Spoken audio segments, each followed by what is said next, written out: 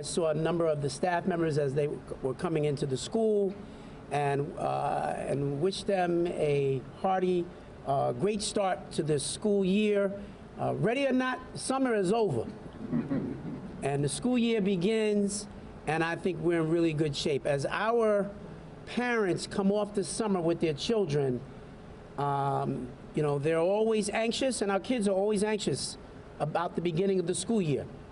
Every one of us remembers what it was like as the summer ended and we got ready to go back to school, as all of you have had those same level of anxieties. But I feel really good about what this school year is going to represent, first and foremost. We spent a lot of time preparing for this summer. We had the biggest summer rising program, close to 110,000 students who were part of Summer Rising. And it went off really without a hitch. You didn't hear any reports about anything negative. It was a very solid summer for so many of our kids. We had over 100,000 students who participated in the Summer Youth Employment Program, the biggest in history. It was a big deal. And sometimes when you have things that go really well, you don't hear a lot of media reports on it, but we had a great summer for our kids. And we have spent, my team at the Chancellor's office has spent a lot of time throughout the summer really getting geared up and getting ready for this opening of this school year. This will be the first opening for me as Schools Chancellor. And so I can't even begin to tell you how excited I am about it, how hopeful I am. As I have traveled around the city and I've spoken with so many school leaders, teachers, parents, and the students themselves. The best is really yet to come. I think you're going to see a series of announcements from us in the coming days about the great things that are going on in our schools. And so stay ready for the great things that we're going to be announcing to you. But I will tell you this as well, that I'm thrilled to be joined by so many members of our community. And this is a great return for me to the borough, which I spent all my teenage years in Queens. I almost went to the school, Martin Van Buren. I wound up going to Hillcrest High School. But Martin Van Buren is a school, a lot of the kids on my block, they went to Van, they went to Bayside, they went to Francis Lewis. And so Queens holds a very special place for me, personally, in my heart. And I'm just so thrilled that we are joined by our borough president, Donovan Richards, who is here with us today, along with so many other members from the community and parent leaders. I want to acknowledge also, we have representatives from Assemblymember Alicia Hyman's office. We have a representative from Assemblyman Weprin's office as well. I want to acknowledge the leadership from this school, who I know as they're getting ready to open up tomorrow. This is the last thing in the world that they wanted. But to have all these cameras and all these people as they are trying to get ready. So we promise that we will not hold you long. But the principal of Van Buren, Deborah Nettleford, where are you? Ms. Nettleford, thank you so much. I want to acknowledge you. She's a relatively new principal. She's been in the school system for a long time, and she is doing a great job, and she will continue to do a great job. I want to acknowledge also the acting principal from BTEC, which is housed in this building, Mr. Wayne Benjamin. Mr. Benjamin, thank you as well. Thank you both for working so well together as school leaders. And that's a critical lesson there as well, that we have to work together. Even if we have sites where we have multiple schools in a building, it's critically important that the leadership work well together on behalf of all of the children. Some of our parent leaders, your appointee to the panel for educational policy, Cherie Gibson, thank you for being here. And Shirley Albin, the CPAC co-president, thank you so much, Shirley. Appreciate you and your leadership. And then finally also the person who is the superintendent for this district. I rely on her for really coordinating the efforts of all the school leaders. Superintendent Tu, where are you? Thank you. Superintendent Wah, I'm sorry. Thank you so much for all that you do on behalf of all the schools and the school leaders in this area. Unfortunately, due to events at schools across the country and in our own neighborhoods. Students and parents have to also think about school safety. Families trust their public schools to provide both a physically as well as an emotionally safe environment for their children. Safety is a basic fundamental need. And as educators, we know that when a child has to worry about their safety, they're not going to be ready to take full advantage of their education and reach their fullest potential. So my focus for this year, and as Chancellor, my back-to-school message to students and families is that we take your physical and emotional safety seriously, and that this will be a primary focus for us this school year.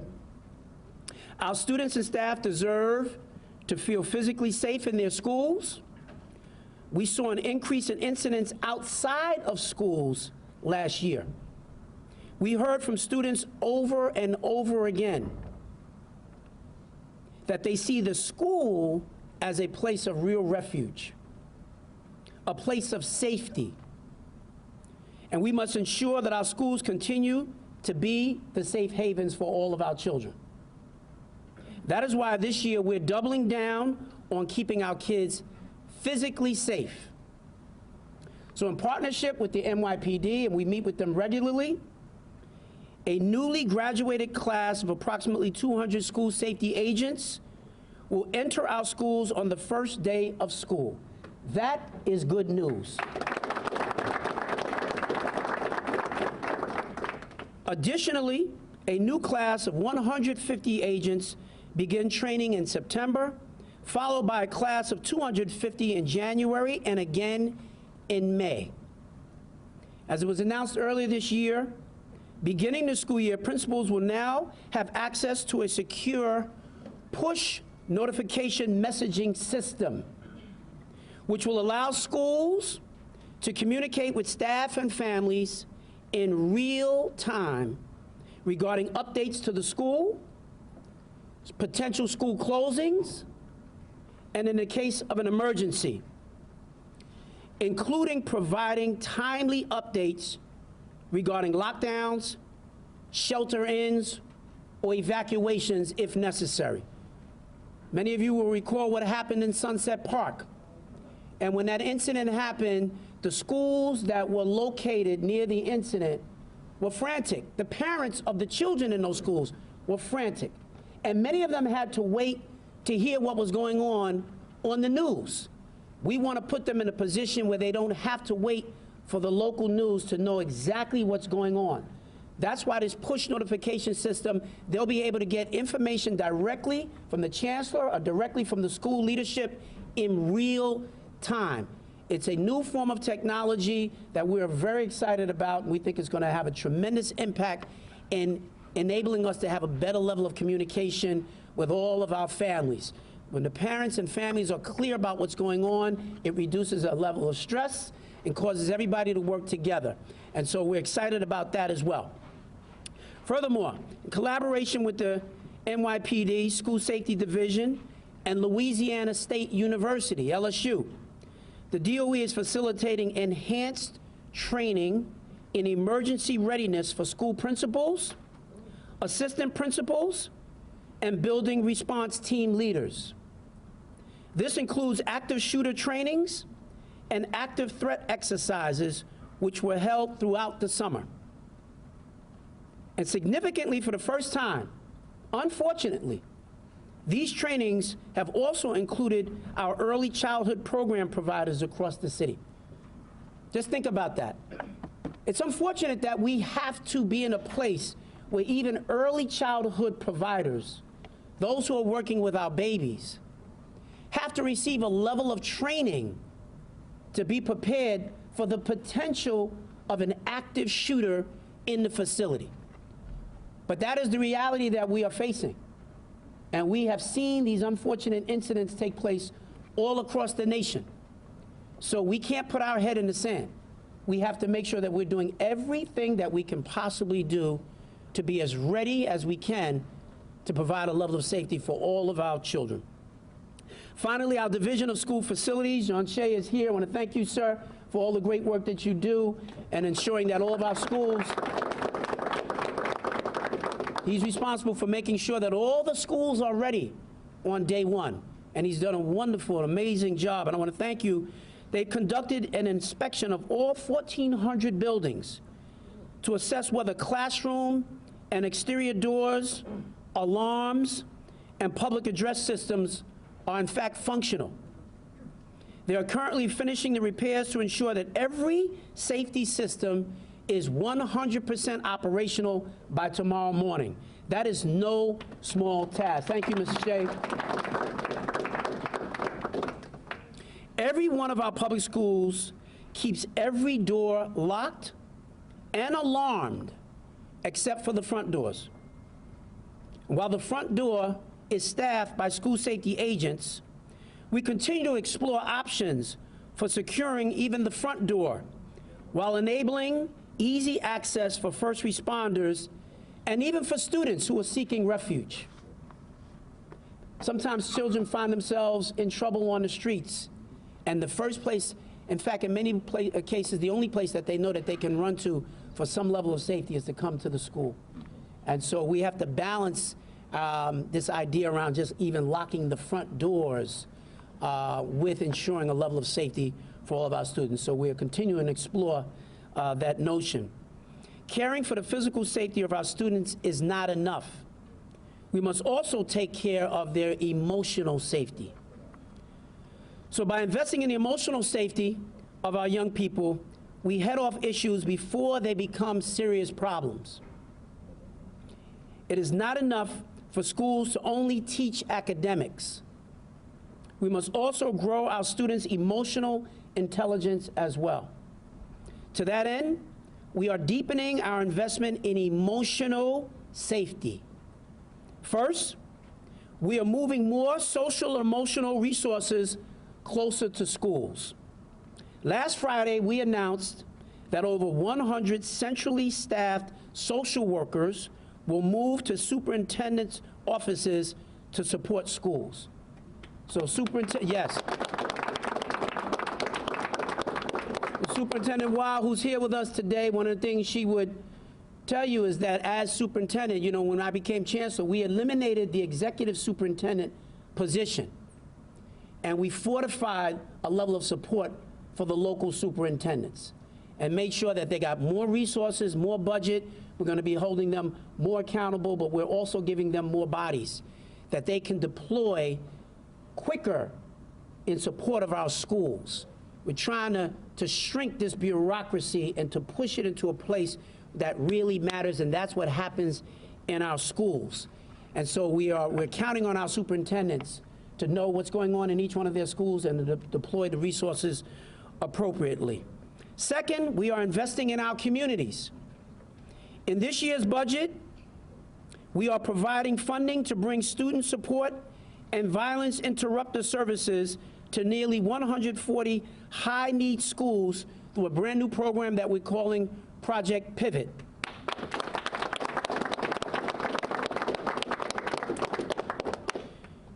By working with community groups, we are bringing trusted voices into our schools to provide services to students, both during the school day as well as after school. We recognize that keeping our schools safe is not just the responsibility of our educators, but of the whole community. So in the coming days, you're going to hear a separate announcement focused specifically on this new initiative of Project Pivot. And it will include many of the people who you see here today. So the answer for safety for our children is not just school safety agents.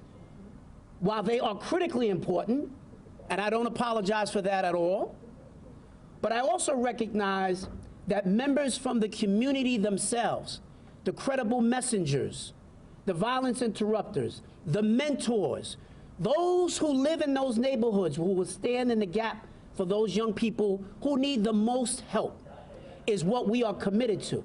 And that's what Project Pivot is all about. It is part of this overarching safety initiative but it is significant enough to warrant its own announcement, and you'll be hearing about that in the coming days. But those of you who are here today, who are going to be part of that work, I want to salute you. I want to thank you. You know, we've been working on this for many, many months. Yeah. And so we want to tell New York City, get ready. You guys are coming.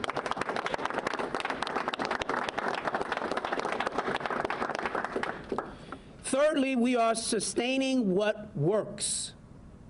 Prior year investments in social emotional learning resources, restorative justice trainings, and the promise of a social worker or school-based mental health clinic in every school will continue.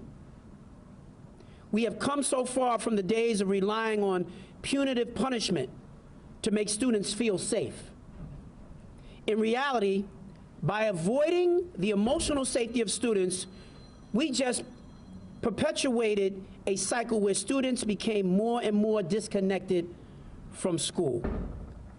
So while it is important that students understand the error of their ways when they misbehave in school, and that there are real consequences for bad behavior, how we make those consequences real is critically important. And we shouldn't just simply say when students do the wrong things, we are a place of zero tolerance and no excuses, and we just throw them out as though we're being tough on them and this is how they learn best. That's not how they learn best, by simply getting rid of them. No school should say we have no excuses and we're a zero tolerance. Schools are the place where kids make mistakes. And schools have to be the places where they, in fact, learn from their mistakes. And so we're committed to ensuring that we have a safe environment in every school. We're going to not allow any students to just put our schools in a place where it's going to be chaos and disorder. That will not happen.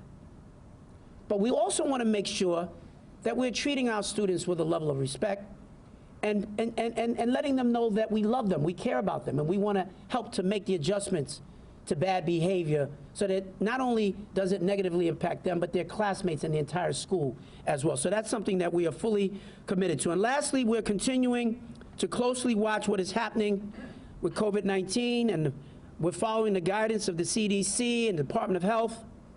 As we move throughout the school year, I'm looking forward to continuing to talk to our students, families, and our school communities about what changes they want to see in their schools. So in closing, I'm grateful for the opportunity to share this with all of you.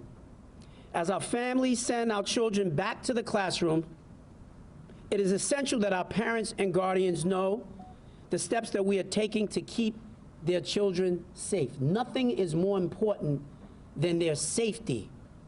And so we're taking that seriously. I want to ask the borough president at this time to share a few words with us.